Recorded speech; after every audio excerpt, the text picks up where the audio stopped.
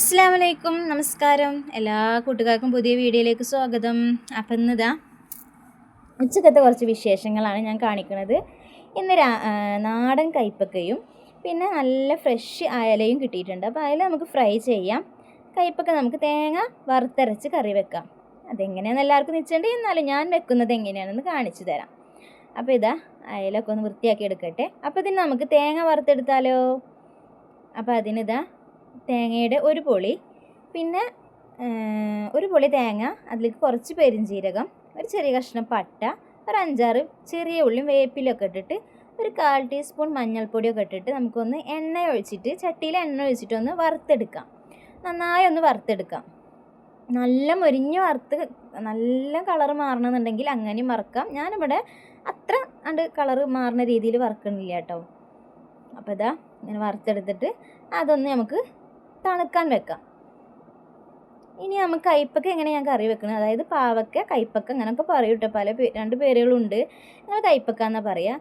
അത് ഞാനൊരു medium size 2 കൈപ്പക്ക എടുത്തിട്ടുണ്ട്. പിന്നെ ഒരു 2 ചെറിയ തക്കാളിയായ കാരണം 2 എടുത്തിട്ടുണ്ട്. പിന്നെ ഒരു ചെറിയ സവാള, പിന്നെ പുളി, ഒരു ചെറിയ നെല്ലിക്ക വലിപ്പത്തിലുള്ള പുളിയൊക്കെ പിഴിഞ്ഞിട്ട് മല്ലിപ്പൊടി, മഞ്ഞൾപ്പൊടി, മുളകും പൊടി, ഉപ്പൊക്കെ ഇട്ടിട്ടൊന്ന് വേവിക്കാൻ വെക്കും.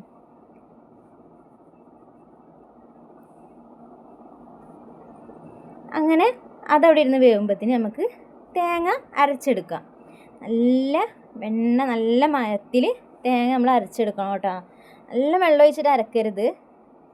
അപ്പോൾ ഇതാ ഇതേ ഈ രൂപത്തിൽ നമ്മൾ അരപ്പ് അരച്ചെടുത്തിട്ട് തിളച്ച് വന്ന ആ കറിയൊക്കെ വെള്ളമൊക്കെ ഒന്ന് വറ്റി വന്നു കഴിഞ്ഞാൽ അതിലേക്ക് നമുക്ക് ഈ അരപ്പ് വെച്ചിട്ട് ഒന്ന് തിളപ്പിച്ചെടുക്കാം.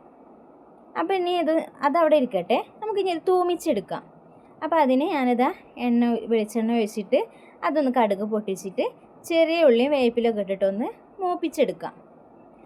അതൊന്ന് മൂപ്പിച്ചെടുത്തിട്ട് ഇതേ കളറാവുമ്പോൾ നമുക്ക് തീ ഓഫാക്കിയിട്ട് മുളകും പൊടി ഇട്ട് കൊടുക്കാം. 1 ടീസ്പൂൺ മുളകും പൊടി. അതെന്തിനാന്ന് വെച്ച് കഴിഞ്ഞാൽ ആ കറിക്കൊരു നല്ല പ്രത്യേക തരം കളറ് കിട്ടാൻ വേണ്ടിയിട്ടാണ് കേട്ടോ നമ്മളിങ്ങനെ ഉപയോഗിക്കുന്നത്.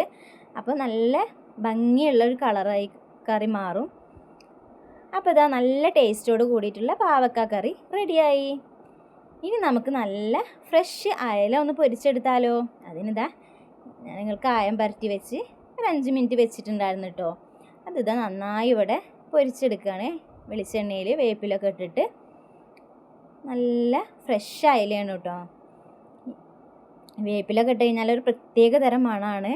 അപ്പോൾ അതാ അയലൊക്കെ ഒന്ന് പൊരിച്ചെടുത്ത്